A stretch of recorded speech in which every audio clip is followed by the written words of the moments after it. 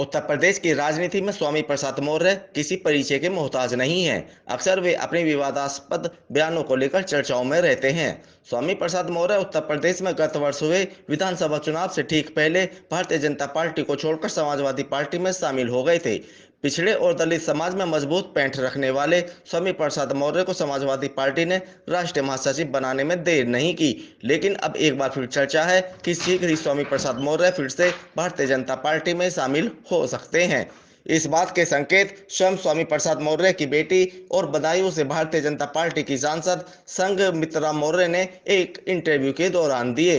Interview के दौरान पूछे गए प्रश्नों का उत्तर देते समय संघमित्रा मौर्य ने अपने पिता स्वामी प्रसाद मौर्य की भारतीय जनता पार्टी में वापसी की संभावनाओं से इनकार नहीं किया।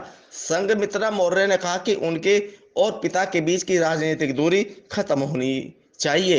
एक न्यूज चैनल को दिए इंटरव्यू में जब संघमित्रा मौर्य से पूछा गया कि क्या उनके पिता स्वामी प्रसाद मौर्य भारतीय जनता पार्टी में वापस लौट सकते हैं, तो संघमित्रा मौर्य ने कहा कि यदि उनको पार्टी की तरफ से ऐसा निर्देश मिलता है तो वे निश्चित तौर पर प्रयास करेंगी।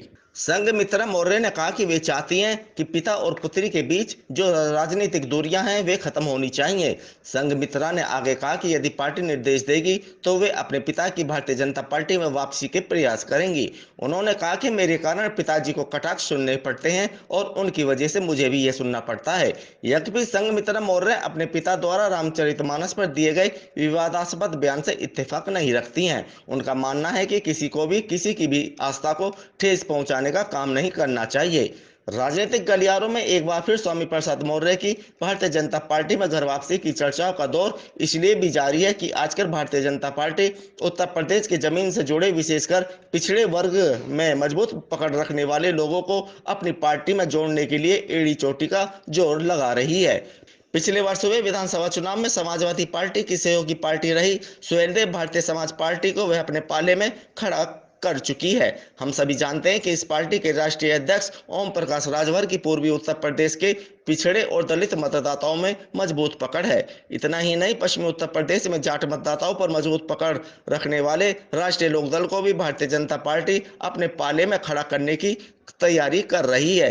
राष्ट्रीय लोकदल पश्चिमी उत्तर प्रदेश की लगभग 20 लोकसभा सीटों पर किसी भी दल के समीकरण बनाने और बिगाड़ने का दमखम रखती है।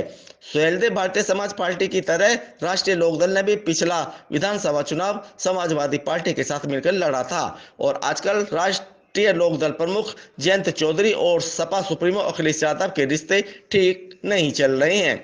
सूत्र बताते हैं कि राष्ट्रीय लोकदल और भारतीय जनता पार्टी के बीच वार्ताओं का दौर जारी है और शीघ्र ही दोनों दल एक मंच पर आ सकते हैं।